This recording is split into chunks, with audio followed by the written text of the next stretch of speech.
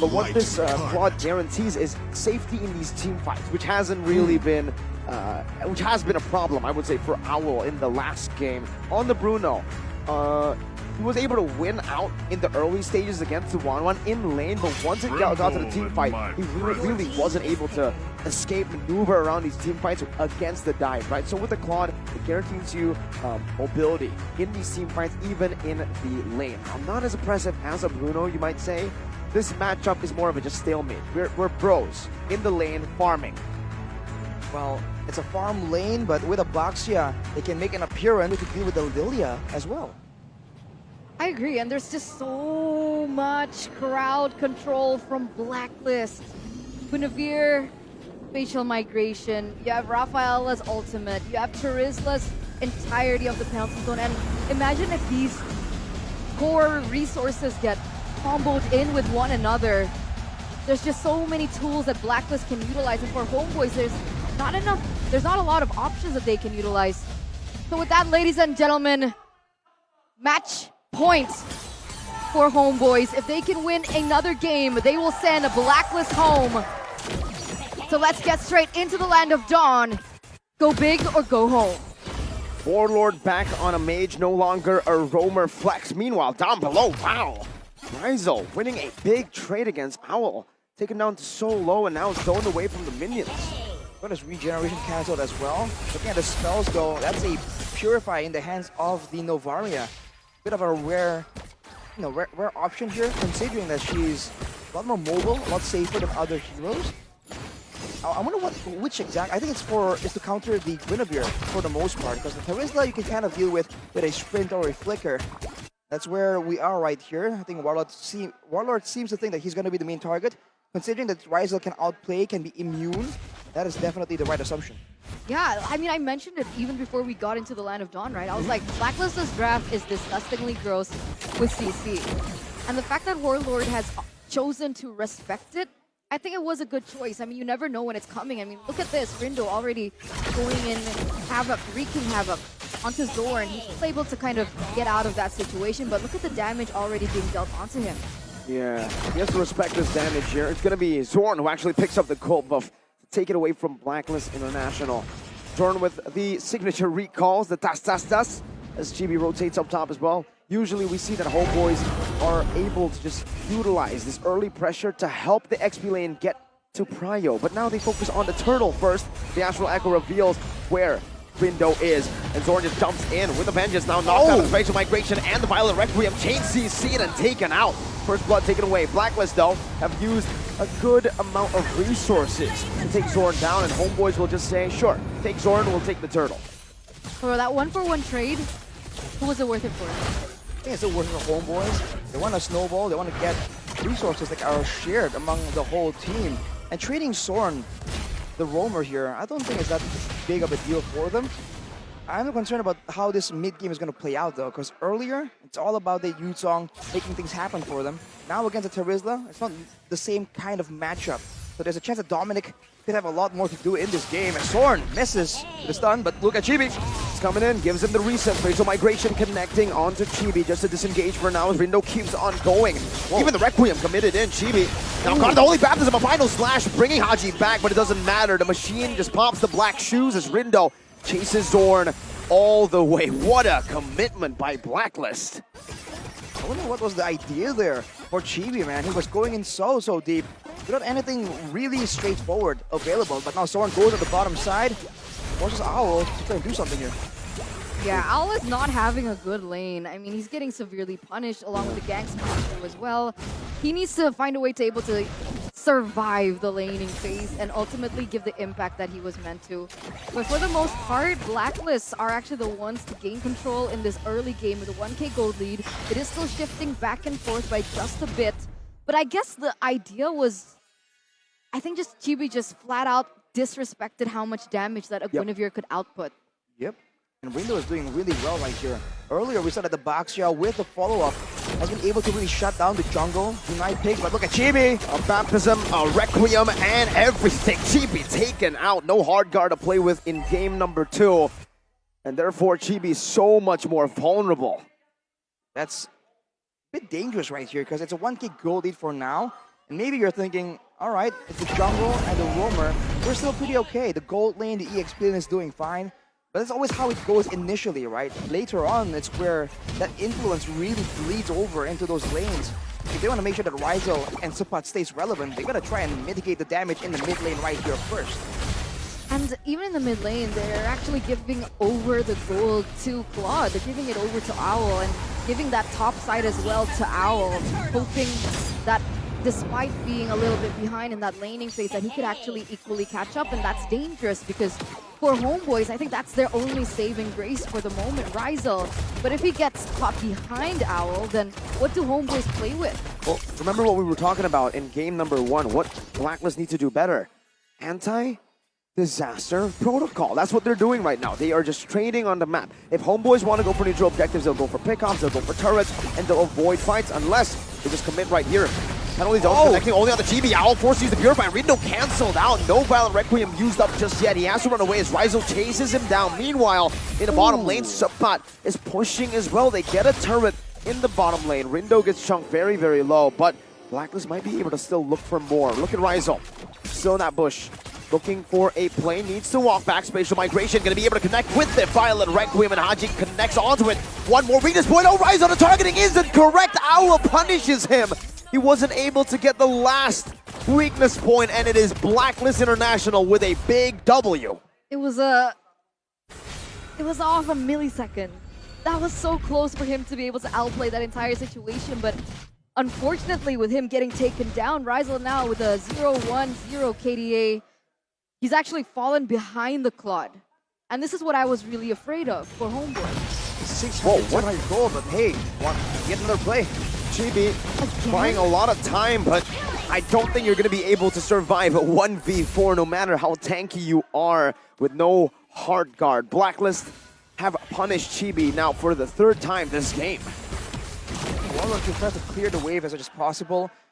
It's a valid strategy, but I feel like now Chibi is starting to fall off. If Homeboys expect to still be able to contest the neutral objectives later on, they're gonna try and fix this, man. Chibi is still keeping up in levels due to the superior clear, despite the difference in 3 kills, 3 assists from Rindo. So the turtle can still be contested, but it depends on how this plays out. And oh, Rindo goes in. Spatial Migration, Violent Requiem, Rindo always commits. The penalty zone is going to be used up by Dominic, but it's not going to hit actually. Supat runs away still. Oh, the turtle saves his life, not for long though. Dominic chases forward, finds the kill. And Homeboys secure all 3 of the neutral objectives, but BLACKLIST comes out with a win. Rindo again, baiting out that second skill of Rizal. Wow, Rindo is super aggressive this game, but it pays off. He's angry, man, and now Zorn is caught in a very tough position. 3v1, can Zorn make it out alive? Quicker out, Dominic still chasing. It's a lot of damage, but Zorn still will be able to get out with that vengeance to the minion wave in the bottom lane. Just feels like Homeboys, especially Chibi and Zorn, they're committing, well, due to the nature of their heroes, they are forced to commit when there's no one around. And I feel like that could be avoided, you know? They could move together. And then when everyone is piling on all the damage to eventually take Chibi out, then maybe Homeboys can look for something extra. The same can be said about Zorn. But so far, that's not the case, man. When they get in range to even impact the situation, Zorn or Chibi have already been taken out. So it's a bit like what BLACKLIST was experiencing in Game 1. And the fact is, they're adapting to it really well, right? BLACKLIST not completely committing onto the neutral objectives, letting it completely slide over to Homeboys, but on the other hand, they've gotten 7 kills so far. That has actually given them the 2,500, 600 gold lead. And with the enhance in gold, they should have a little bit more to say in this next neutral objective, despite Rindo and Chibi both at level 11. Yeah, the fact that Chibi is keeping up in levels is already quite impressive, but I feel like especially for the next fight right here, Rindo will have a level advantage. And I'm waiting for the time where Homeboys shift their focus from going for the objective, technically trying to sneak it and steal it away from BLACKLIST, to maybe winning the fight. Because that seems to be what you expect from this aggressive, hyper Homeboys team, but it hasn't really been happening. They've been the ones trading. It's like they're the ones in damage control. BLACKLIST have downloaded the schematics of Game 1 Homeboys and now are basically countering every little mistake they do, making them make mistakes. Chibi Again, this time, same level as Rindo, despite the 3 deaths. Only healing coming down. They're looking for a fight right now, as that's going to be Rindo jumping with the spatial migration, not able to connect for now. The baptism connects on the 2 though. Rizzo rotating in, a petrify, and a final splash, and Dominic gets a massive penalty zone. Team Boy flickers out of the crossbow. Tang, Owl still able to outplay, 1 HP. Sword walking forward, Owl dodges, slick maneuvers. Happy feet by Owl, gets him out. Haji now going to be the target of Rizzo's onslaught of damage, gets 1 kill. Homeboys are on the board with a shutdown picked up by Rizzo. But it's still Blacklist that's able to secure that Lord. Rizzo's the only one left standing here in a 1v1 with Dominic in the mid lane. It looks like he's going to be able to zone Dominic away and clear that lane, but that's a Lord marching in favor of Blacklist International. It's unfortunate for Homeboys there. There's a bunch of mistakes. Like, let's take a look at instant replay. As we say that earlier, they all go in right here, and it seems like the focus is split between the Lord and Owl. You can see that Sipat and Zorn particularly are trying their best to try and shut Zorn down. But Rizal here gets his crossbow of time negated. And then afterwards, I think Zorn also missed another stun that could have really resulted in more kills for them. Oh man, that was so, I don't know if you guys saw that, but that was a Petrified Furious dive that Sapat got on Owl. Zorn final slashed Owl out of it. And that's what created a chance for Owl to make an outplay. You make a mistake like that, and Blacklist are the type of team to really just fully commit and punish those big mistakes, or small ones. Zorn getting a few good hits on the Rindo, the penalty zone, and the Valor Requiem is used in unison. Rindo very low, chased down by Rizzo right now. The final slash also connecting to the back with a good shutdown in. The crossbow tank still held down. Meanwhile, in the back, that's another dive attempt from Sapat, who's going to lose his life. 2 for 1. In favor of the Homeboys. The Homeboys slowly but surely getting the trades back into their pockets. Blacklist International initially had a huge gold lead, now driven down to 3K. But with 2 members taken down, what can Homeboys utilize it towards? What can they get in favor of it? There's not a lot of objectives on the board. No towers to push as well. I guess the only thing that they can do is now Rizal pushing down in the bottom lane, hoping to get a little bit of pressure onto that bottom side turret. The straightforward answer was try and get some more kills. They like to snowball, they can try and do that when the death timers are irregular from Blacklist International. For now though, they're just waiting yet again, waiting for the next objective. And it seems like right now, it's all about how cleanly Blacklist can execute. If they don't get a guaranteed fast winning team fight, then Homeboys, they can just catch up. Again, it's the exact opposite, like in game number 1. Blacklist were the ones that can really chase and catch up. Now Homeboys can really do that as well, especially with Rizal. Just a lot faster, keeping up with Chibi and Sipat, even though one's rolling and the other one's flying around as a dragon. So how do they go about this, right? Because 14 seconds are left for the next visual objective. Spawn here, Rindo and Chibi are at equal level. So obviously both teams want to make things uneven. Does the Homeboys want to look for a pickoff first, or do they just want to go straight in, try to utilize the Black Dragon form to zone them out? Now they're going to be talking about Rizal. Rido goes in. Valor Requiem with a spatial migration. Furious dive and a final slash to the back. Game Boy running away. Supply with the Black Dragon form. Now bursted down, still able to sustain with the passive. Brilliantly done, but now gets locked down in the penalty zone of Dominic and gets taken out by the machine. Haji, 1-4-0. It's Blacklist with a one-man advantage, but Homeboys still with Rizal with the crossbow of Tang ready. Owl walks up, pops that BMI, going back. Dominic trying to zone Rizal away. Zorn gonna be chunked down. The baptism connecting as well. That's a lot of damage placed down. Dominic, one more weakness point, but Rizal will not go all into that just for now. Blacklist play the long game with the advantage. Board dance. And they can do that because they have the sustainability coming in. Oh! Ow! Blazing duet, but it's a good snipe down with the Astral Meteor and the Spear. Shibi will lose his life though. It's a 1-for-1. The goal laner down. The main source of damage gone. Forward side of Blacklist. Rizal marching forward. One more hit. That's Haji who buys the time. The Requiem comes in and it's Haji, the machine, who secures the Lord for the team. But now they're on the run from Zorn and Rizal. Zorn with a vengeance, walking forward. That's a good stun onto Kim Poi with Rizal finally getting the weakness points, but it is not going to be a crossbow of Tang. Just a quick kill.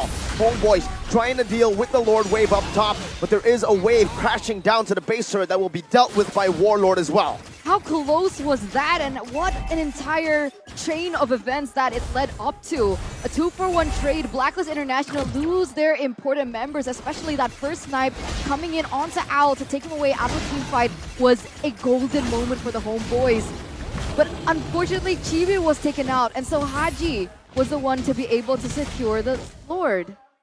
It was so dangerous. I mean, both teams, of course, Rizel was just late to the fight, man. He was in the fight. He was late because he was clearing the bottom side. He joined, and they cleared the mid lane, and then the fight happened again. So Blacklist are kind of stutter-stepping, making homeboys think, oh, it's beginning. Oh, it's over. Oh, it's beginning again.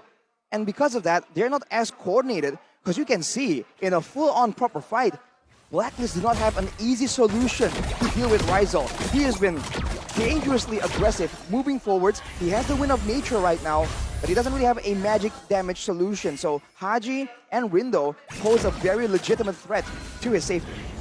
He's basically just like swimming around them, dancing around them at that point, right? And nobody's been able to lock Rizel down, but as soon as they find a answer towards Rizel, that's it for the homeboys. I think he's the only one that's been able to push through and make homeboys still relevant up until this point. By the way, Blacklist, the way they're approaching these fights, especially when Rizel is included, they never just jump on him. They always try and get some damage in and back away. In that engagement, Owl was consistently BMIing a bit forward, hitting him with some spells, one basic attack, and then backing away immediately before some damage can be traded back. They're trying to avoid an all-in, knowing that perhaps in a longer duration all-in, without the blazing duet, Owl can't really match up to Rizel in the damage output department. And on top of that, right, in these long-drawn fights, I think we've seen this a lot from compositions with healers, that they can play that. They can play the endurance game because they have what it takes. They have Team Boy on the Rafaela. So even if they do trade it like this, they use their range and they start poking one another, Rafaela will completely negate that particular strategy because of the healing. Well, for now, with 20 seconds to go, both teams just having a lot of attention on the bottom side of the map. The Blacklist are the ones initially trying to make a play right here. 10 seconds before, they're trying to set up the wave with Dominic. Just in case, waiting around to ensure that Owl doesn't get picked off. They don't clear it completely though. They're setting it up for a slow push, but Rizel reads it through. Now with the Lord up, will Blacklist force homeboys into a big fight where Rizel is once again late? Ooh, won't be available. Rose Gold Meteor built up by Rizel. Rizel's going to be an issue, man, a problem. Blacklist needs to find a solution quick to this Rizel problem that is growing. Now with the Rose Gold Meteor, even their magic damage carries. Oh, it's a full dive by Subpot with the Black Dragon form. They want to try to burst the Lord as fast as possible. The final smash brings Dominic back right now to a stun. Dominic with the penalty zone, connecting on the two. Rizel going to be dealt with. Owl finds the kill, a combo, and the Black Dragon form used up. Rindo finds it. Chibi now in the midst of it all, using the shield unity to run down, but Owl takes another. It's Warlord on top of Rizel. A double kill, a triple for Owl. Absolute disaster for homeboys, and add Chibi to the mix. He's getting beat up by Rindo. What was that, man? The gold in are done. 3 members down, 4 maybe. It's a single man defense by Subpot. It might be the end.